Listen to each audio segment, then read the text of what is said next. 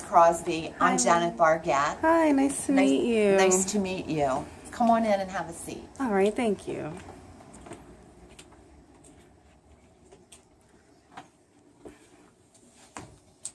So, Miss Crosby, tell me what brings you in here today. Give me a little bit about yourself. Okay, well, actually, I'm pretty new here to Baltimore. I've only been here for a couple months now. So, Miss Crosby, Yes. tell me a little bit about yourself and what brings you in today. Well, basically, I'm coming in today because I'm pretty new to Baltimore. It's been really recent since I relocated here. And I remember back when I was younger, kind of dealing with some issues when I was a teenager. My mom suggested I get some therapy, and I was seeing a counselor. And I really felt like it helped to just have somebody who I can talk with, who could listen to my problems, kind of help me think through some solutions about things. And not to say that I'm feeling like, I think I'm going to hurt myself or anything like that, but I do feel like I've been a little bit down since getting here, not being with my family, not really making any friends so far. I'm a little down, and yeah, I just kind of felt like I needed to reach out. Maybe this would be a good option that could help me again like it did when I was younger. Maybe it won't, but I just felt like I needed to make the call. I see. So, when you were in counseling in your adolescent years, were you ever diagnosed as having depression? Were you ever on any medications? No, I didn't take any medication. I don't remember ever being officially diagnosed. I think more so was just usual typical teenage stuff that I was going through with being bullied and trying to deal with relationship issues at the time. I kind of always had issues with making friends, so. But after I went through counseling, I think I only went for about 6 months, and things started to feel better, and I told my mom I didn't really feel like I needed to go any longer, and things were fine after that, so it really did help, and I don't think I was really diagnosed with anything because it was just the usual stuff I was going through, but it was helpful. So tell me a little bit about the bullying. Was that pretty traumatic to you? In my opinion, it was. Funny thing is, I've at different points in my life came across some of the people who were bullying me, and they kind of like, "Hi, Valerie," and acted like nothing ever happened. So maybe to them it wasn't that big of a deal, and maybe looking back on it, I've tried to think maybe if I made a bigger deal about it than it really was. But at the time going through it, life was hell. Like going to school, getting on the bus, I had panic attacks almost every morning just trying to get myself ready to go to school. So I would say it was traumatic at the time. I graduated, I ended up going to another school for high school, and I didn't have any of the problems. I, had a new circle of people that I met, and things got a lot better for me, but during that time it was really hard. So you mentioned something about panic attacks. Did you mention that to the counselor that you were seeing at that time? Well, this was before I got into therapy. This kind of led up to me going to therapy around that time. But I did bring it up, and, we did some breathing exercises and help with some, mental mind relaxation type of techniques that he did. But, yeah, I guess it was really why I needed to get the help in the first place, because I was dealing with that. I see. So you mentioned your mom. Was she a supportive mom? Yeah, I would say in some aspects she was supportive. In other aspects, like when it came to the bullying that I was dealing with, I didn't like her approach. She basically told me I had to deal with it, and that what you go through will make you stronger. So I can see looking back, as a young adult that it has, but at the time, I really resented her for it because I felt like she just put me out there for the wolves, and I just had to fend for myself, even though I was dealing with a lot at the time. But in other aspects, I feel like, she really tried to be supportive. She tried to help me build confidence in myself and, you know, kind of understand the gifts and the talents that I have and to hone in and focus on those as opposed to the things I was being bullied about that were making it hard for me at the time. So, yeah, in that aspect, she was supportive. Did your mom also see your counselor? Sometimes counselors, when they're working with adolescents, will see the parent for the first 10 minutes and then meet with the adolescent for the next half hour or so. Sometimes the counselors will bring the parent and the child back together as in a wrap-up. Mm-hmm. Do you remember, was that helpful, or maybe the therapist didn't do that?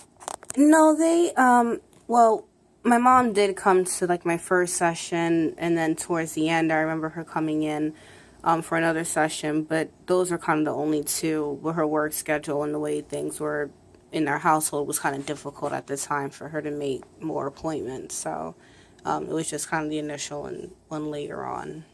Okay. Well, that was a really good explanation of what went on during those difficult years. Okay. Do you have any brothers or sisters? I do. I have one sister and 3 brothers. And tell me this, how about your dad? Is he in the picture? Yes, my parents aren't together any longer. They kind of recently split up, but they were together my whole childhood and teenage years. And may I ask what your birth date is?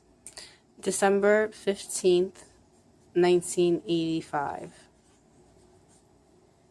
So, at exactly what age do you remember your parents separating? Oh, this was really recent.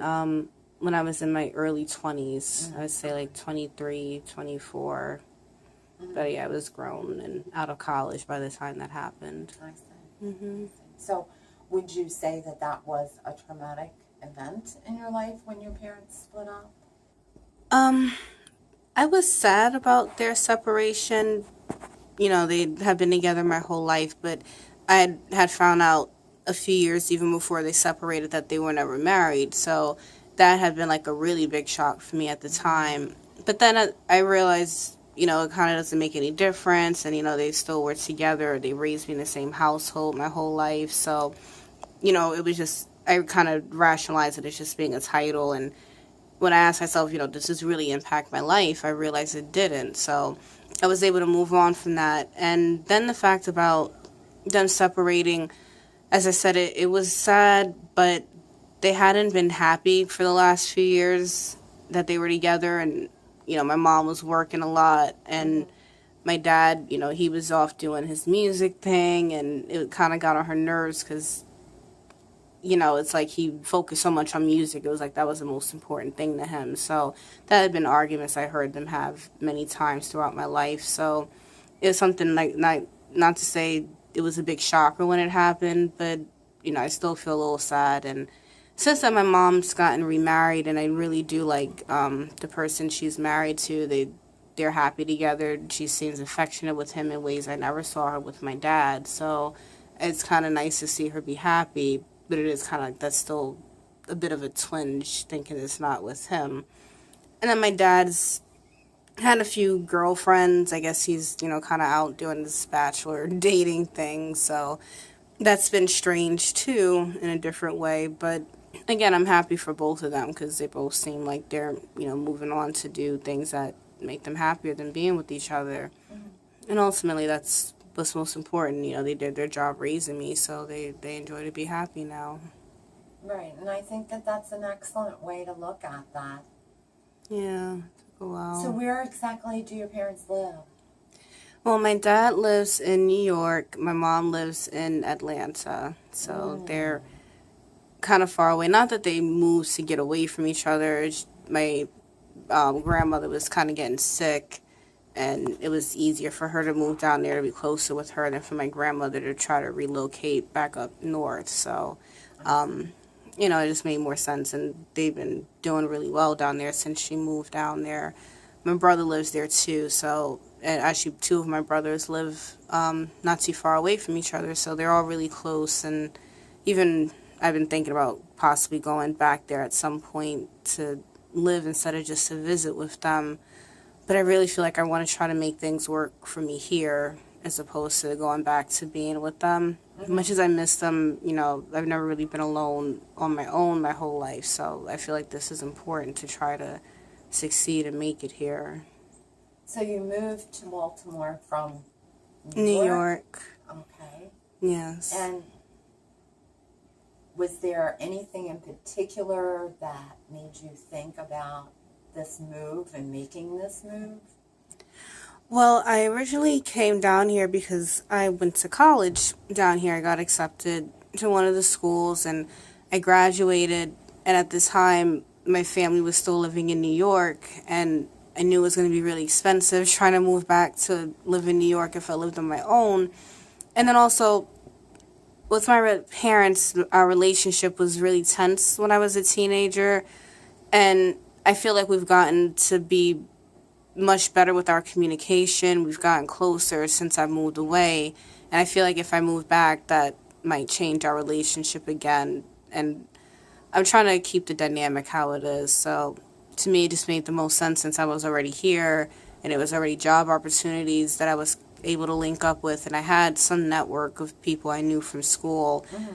It would be good, but kind of since then I've lost touch with people. And I don't know. I just feel like I'm kind of by myself now, just floating, trying to survive here. So it is a big change. It is. To move from one state to another. And you were relying on what you had available to you as in supports and resources from when you were a student here.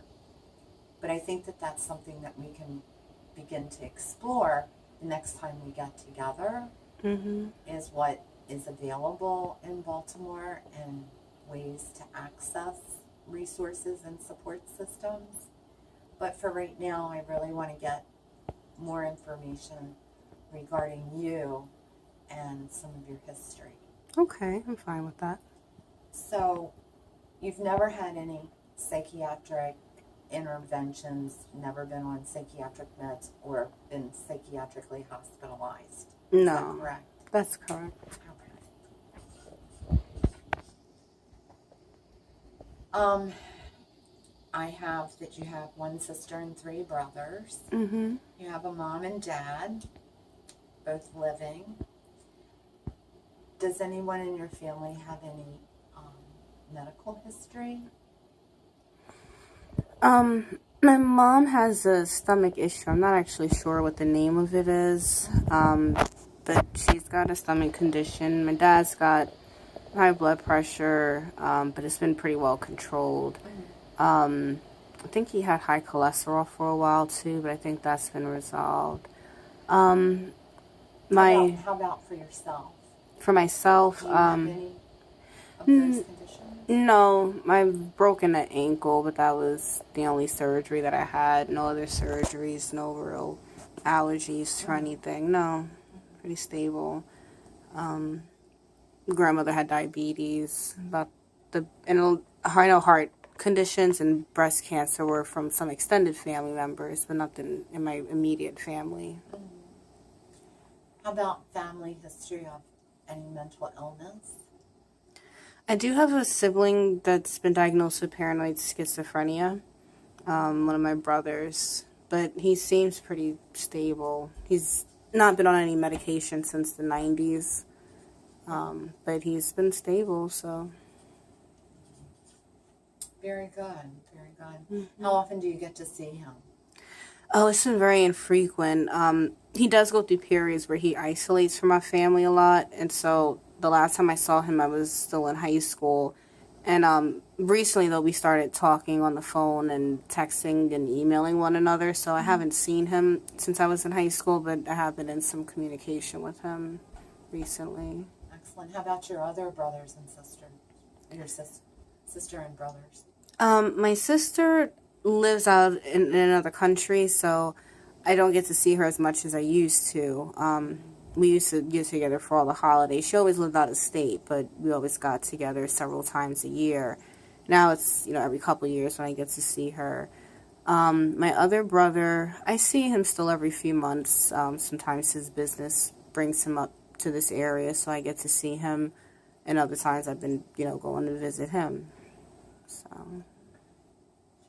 And how about education? How far did you go in the school?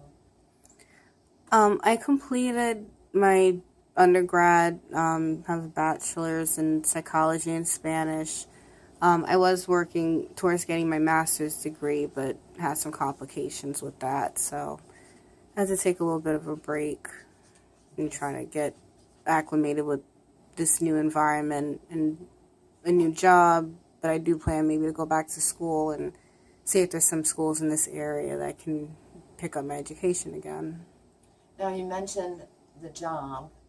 Did you find a job when you got to Baltimore, or was it a job that you found while you were still in New York and moved to Baltimore? No, I found the jobs once I got here. Oh. So it took a little bit of time, but thankfully the education that I had made it kind of easy. Mm-hmm. So I haven't had a problem with that. What kind of work do you do? I do a few different things, but mainly I work in mental health. I work with people with mental health disorders, trying to help them get resources in the community, including therapy. Get them linked up with the psychiatrist if they don't have one. A lot of them come with needs like housing and trying to get their disability benefits, so I try to help them with that too. Mm-hmm. Say that you're self-supporting. You don't have anyone assisting you in your rent or mortgage? No, I take care of it all. Okay, excellent. Do you receive any services from either your employer, like additional funding? Do you receive Social Security, food stamps from social services? No, nothing like that. So you're doing an excellent job, one just for yourself, Thank you. one-on-one. Trying. So let me ask you this: do you have any legal history? Nothing criminal. I had some traffic issues when I was younger, like when I first got my car. And I'm having financial issues at the time, so I did have an issue with my insurance lapsing at one point. And then at some point I got a letter for it, having to come to court, and I ended up missing out on that. Don't know what happened with it, but I missed the court date. But thankfully I didn't have any big issues. I just went to the courthouse and explained the situation, and they just let me pay the fine. So I didn't have to do any jail time or anything like that. But no, I've never been arrested or anything, convicted or nothing. Excellent, excellent. Mm-hmm. You have a lot to be proud of. Thank you. How about any drug history? I used to drink alcohol quite a bit, especially when I was in college, but I don't drink any longer. I used to smoke marijuana, but I've kind of stopped doing that as well. Mm-hmm. So I really don't do anything. I smoke Black and Milds. I never smoked cigarettes, but I do smoke. Well, that's kind of a lie. I tried cigarettes when I was younger, but I never kept smoking them. I maybe smoked one in my whole life. So, but I do smoke Black and Milds. So there's still tobacco use with that. So let me ask you something. You're still young. What prompted you to stop drinking alcohol and smoking marijuana? Well, actually, I became Muslim. So I wasn't always Muslim, but a few years ago, I kind of made that decision in my life that this is how I wanted to live my life. So that kind of helped a lot with me being able to stop doing some of these bad habits kind of cold turkey. I decided one Friday that I was going to do this and took the weekend to kind of get things out of my system. And Monday, I went to work and I was covered up, and this was how I am now. So very interesting. So do you remember how you were introduced to the Muslim religion? I feel like it was kind of a lifelong introduction in a way. I started when I was in high school. I took a world religions class, and I learned a lot about Islam. And in fact, our teacher taught us what's called the Shahada, which is like the declaration of faith in Islam. Being Irish Catholic, it was kind of funny that he taught us that, but I really believed it, and I kind of internalized it. I took the initiative to memorize it. And later on, I would go through life, and I met different people who are Muslim, and they would suggest about me reading the Quran or learning more about the faith. And just the more I did, the more research I did, looking at other religions and kind of seeing the things that were wrong with them or where I felt like I didn't agree with them. I came to Islam and I realized that it fit and it answered a lot of the questions that I had that my previous faith being Catholic I didn't get answers to. And it just made a lot more sense to me. So I accepted it, and this is my new path now. So That must have been an exciting period in your life. it was very scary and exciting. I didn't know how people were gonna accept me, especially my family. I heard so many horror stories about people being disowned, and I kind of thought maybe I would have a similar experience. But surprisingly, they were supportive about that. So I didn't have that kind of problem. That's awesome. Yeah, I agree. So, were you involved in the Muslim religion while you were still in New York, or was that something that happened back in your college days? No, it's something that actually kind of very recently came about. So I haven't had a chance to get connected with a mosque here or other Muslims. I've met people in passing and gotten people's numbers here and there, but it's been kind of hard because, people work and schedules don't always meet up to have a real chance to sit down and talk with people more in depth. So I've learned things, but I would like to have a community or a support system within the faith to help me on this path too. Sure. So we can begin to explore that at our next session. Okay. And I have one last question for you. What do you like to do for fun? What hobbies do you have? I've always been an avid reader, as my dad says, so I definitely like to do a lot of reading. As I mentioned, I have my bachelor's in Spanish, and I haven't really had a chance to do a lot with my Spanish lately, as far as conversing with people. But there was like this online meetup group get together that they had at a Panera Bread a couple months ago. So I did get to do that. And we got together, we spoke Spanish for about an hour, and it was a great opportunity, but I haven't had a chance to meet up with those people since then. So would like to still meet some other people. Other than that, I do like to be outside, so I enjoy just sitting in a park or riding my bike. Got into archery not that long ago, so I enjoy that as well. And that's basically the majority of things I can think of right now.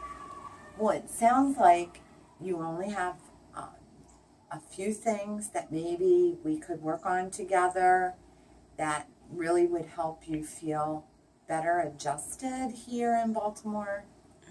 How do you feel about that? I think you're right. Getting a good support system in place. We say at the same time. That's fine with me. I'm available. Okay. All right. I will put you in for next Saturday at 5 p.m. All right. Alrighty. Sounds great. It was wonderful meeting you. You too, Miss Bargett. Thank you so much for your time. All right. You take care now and be safe. You too. Bye-bye. Bye-bye.